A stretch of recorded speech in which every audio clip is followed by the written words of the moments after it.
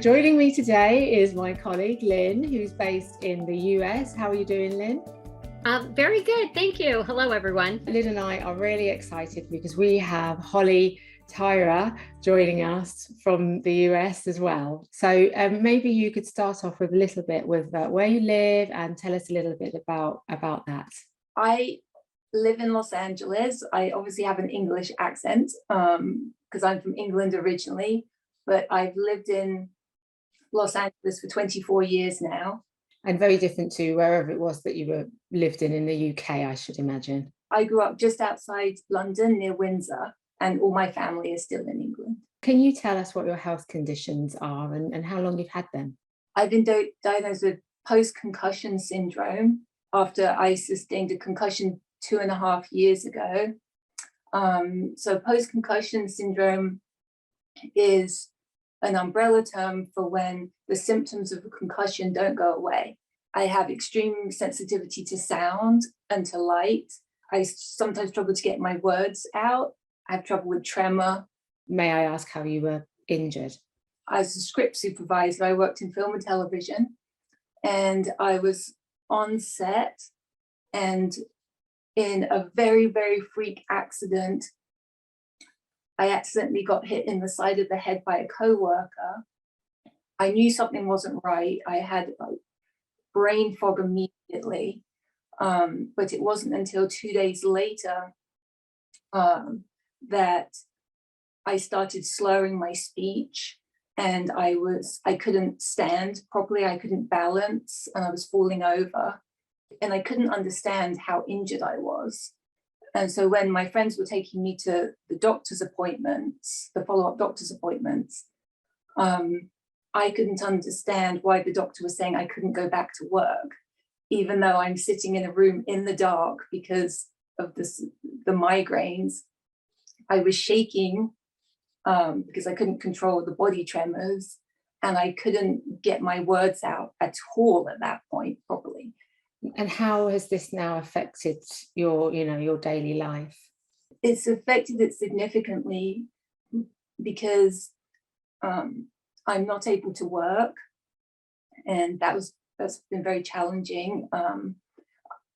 I can't be out in loud environments for very long. I have to wear sunglasses and earplugs when I go to the shops, and I can't drive anymore, so I'm reliant on friends. In the beginning, I couldn't even call to schedule appointments because the receptionist couldn't understand me, and so I had to have somebody else schedule on my behalf. I had neurophysical therapy because it's neurophysical therapy because my body isn't coordinated, but it's not because there's anything wrong with my limbs. It's because the brain signals aren't firing correctly. I also had cognitive behavioral therapy. I still have that, and that just helps with the thought processes.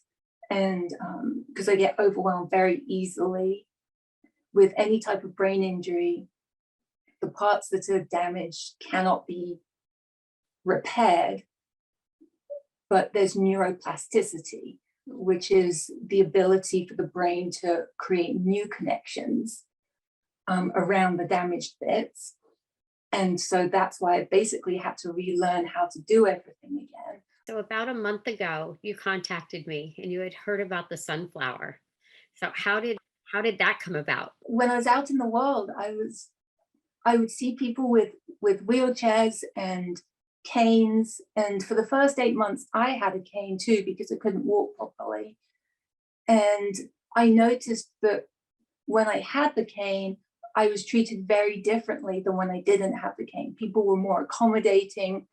So I was like, maybe there's something out there that can indicate that for me. And so I went online and I just Googled hidden disabilities, and the sunflower stories popped up. Is it well known in the area around you? When you go into the supermarket, is anybody recognizing it yet? Nobody recognizes it, but I still wear it because I never know if it's going to be a source of explanation if I'm struggling with something, because I have the card, And on the back of the card, it says, traumatic brain injury, please allow sunglasses and earplugs, may need more time. Do you think that the sunflower is needed in society today, Holly? It's absolutely needed. At this point, I would consider it essential, because in the US, 1 in 10 Americans has a hidden disability. And by definition, they're walking through the world, me included, may needing more help, may needing accommodations, and it's not recognized. And I just wanted to ask, what are your hopes for the future? My personal hopes for the future are that I'll continue to progress to the point where I'm able to get back to work again. And when I say work, I mean any work. So I can financially support myself. That's what all the treatments are for. That I'm going for is to get that and regain that level of independence. For the sunflower, my hope is that it becomes global, globally recognized, because it is so important. And it's important in situations that people that don't have a hidden disability wouldn't understand.